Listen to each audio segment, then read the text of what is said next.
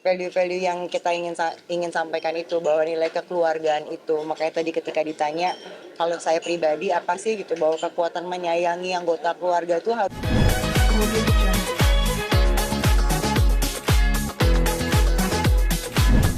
Bertiga dulu, nanti ada lagi katanya. Soalnya kalau semuanya padat gitu jadi. Saya berlima Pak katanya. Di sebelah sana ya. Langsung. Ya ini ponakan saya, ujung sana. Nada. Habis ini kita doorstop aja deh. Gimana? Jadi bingung harus gini ternyata. Kita harus pause. Kita kayak Oke, kita setuju semua ya. Pertanyaan itu. Haringgo ini kan mungkin dari awal pertama karya Kak Yandi sendiri sampai akhirnya kemarin seperti cinta di film-film itu gimana sih akhirnya jatuh cinta lagi sama karyanya Kak Yandi dan akhirnya main lagi? Apa nggak ada pemain baru? Ya itu juga saya curiga kenapa ya gitu kan. Mungkin zaman sekarang karena tingkat inflasi segala macam pemain lain mahal-mahal ya. Saya tetap bertahan di situ aja. Saya nggak mengikuti harga emas yang nggak. Kalau saya pribadi ngelihat Yandi itu memang seseorang yang selalu mengerjakan setiap karyanya itu dengan nggak main-main gitu loh. Sebelum karya ini jadi sebuah skenario, sebelum bertemu dengan pemain-pemainnya, bentuknya itu lain sekali.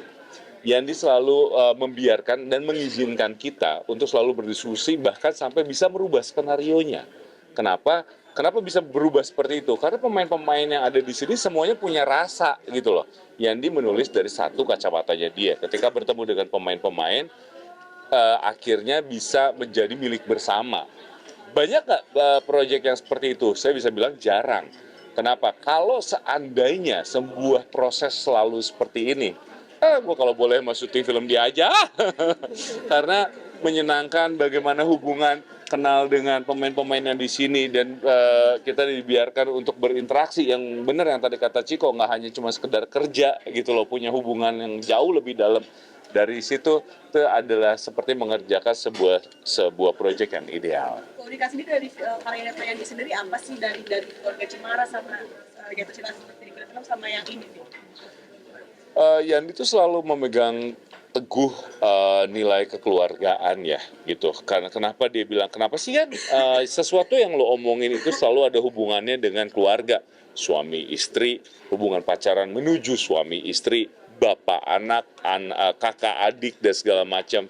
Yandi selalu bilang ini adalah sesuatu yang sangat gue perhatikan dari dulu. Dia berasal dari keluarga seperti apa, sampai akhirnya dia juga sudah punya keluarga, punya anak.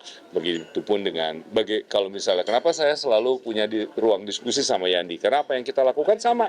Saya punya rasa berlebihan, saya bilangnya. Rasa berlebihan terhadap anak, menceritakan anak.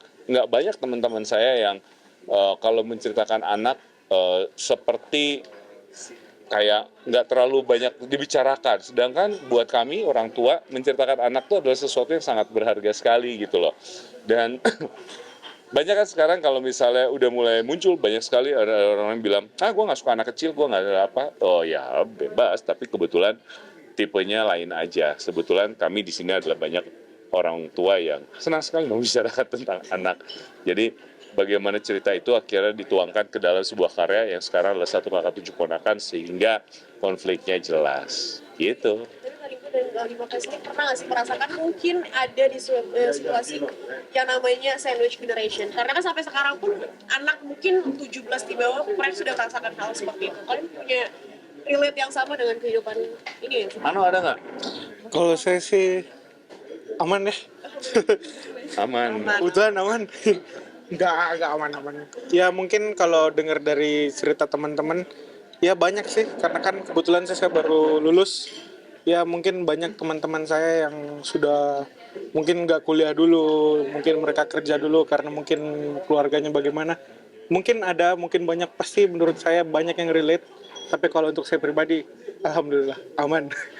Kalau gue ya tentunya ada. Justru jauh sebelum cerita ini terbentuk jadi skenario, kita banyak curhat-curhatan. Bagaimana keluarga gue, bagaimana keluarga Yandi, bagaimana keluarga teman-teman terdekat. Menjadi sandwich generation tuh kesannya keren ya, sekarang istilahnya sandwich generation. Tapi pas dijalanin tuh Capek.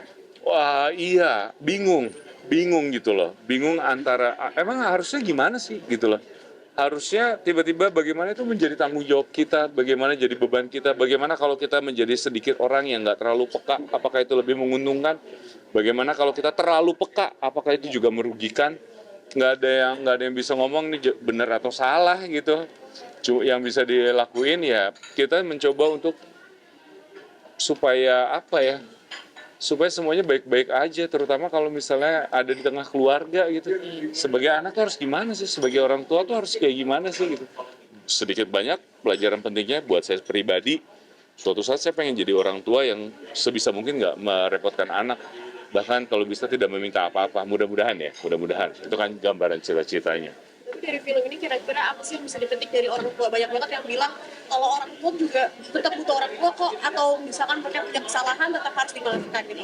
Ada nggak sih yang kayak, oh ternyata mau orang tua tuh harus kayak gini ya, dari film itu apa sih yang kalian dapat akhirnya? Sebagai orang tua, Mungkin Pak Mod yang sebagai orang tua asli. sebagai orang tua. Pak Mod, Nah, kami berperan sebagai orang tua di sini kan, Mas Atmo dan Agnes ini menjadi orang tua Moko, menjadi orang tua bagi Moko dan orang tua bagi Woko dan Nina, di mana kita berdua mencoba menanamkan nilai-nilai kekeluargaan. Seperti apa sih yang kita harapkan dari anak-anak dan apa ya Mas, untuk kemarin kita ya bikin sebenarnya prolog gitu.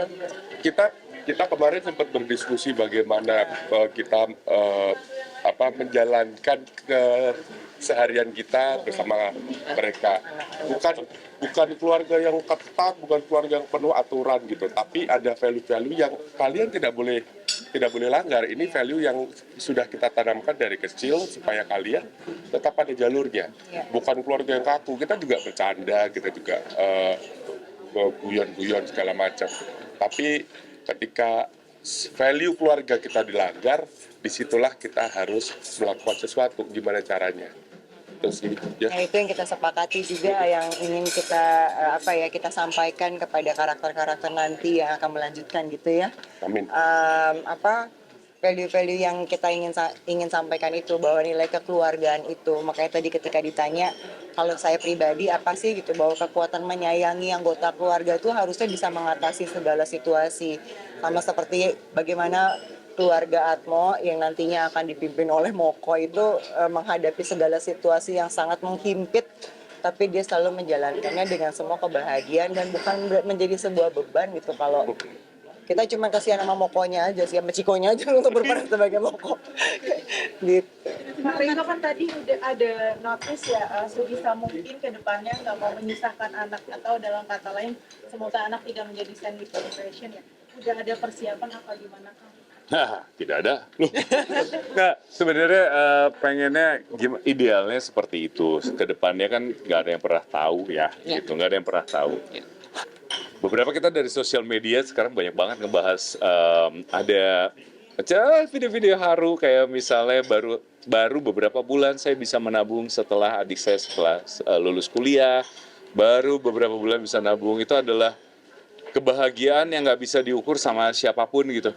Kebanggaan bagaimana bisa membiayai misalnya keluarga atau siapapun. Kebanggaan yang kebanggaannya bukan sesuatu plakat, nggak akan ada yang ngasih tanda terima kasih atau apa, itu cuma bisa diceritain sama sendiri gitu. Kebahagiaan masing-masing, silakan apa yang dirasakan. Terus Sandwich Generation tuh kalau bisa dibilang tuh bingung ya. Dan film ini tuh kayak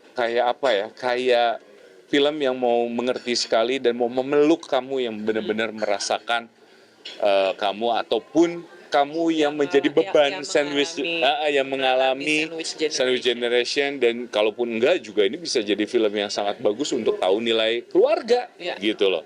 Buat tahu nilai keluarga karena selama ini tuh permasalahan tentang keluarga adalah sesuatu yang paling sensitif kan. Kalau curhat ke temen jadinya sensitif, gimana, tapi yang paling common, yang paling biasa dan sering terjadi, cuma masih tabu buat dibahas. Mengeluh nanti dibilang durhaka, ya kan? Ngeluh dibilang durhaka. Tapi kalau misalnya diam-diam aja, apakah memang seharusnya seperti itu? Nggak ada jawaban yang benar atau yang salah gitu. Kurang lebih kalau boleh jujur, setelah hasil diskusi yang tadi gue bilang jauh sebelum diskusi, sebelum skenario ini jadi, kurang lebih ada beberapa titik pengalaman gue pribadi di cerita ini juga gitu loh.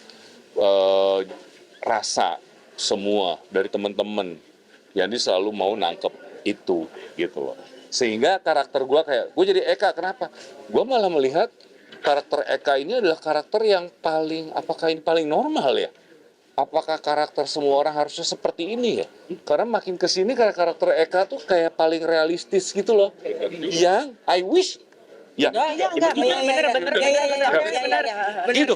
Bener. Ya. Jadi ya. Nanti berapa hari dan mungkin di luar kota kah atau di Jabodetabek? Ada dia Syuting di Jakarta dan di ada di luaran ya, di luar sekitar Jakarta. Iya, di luar angkasa sama di dunia lain ya.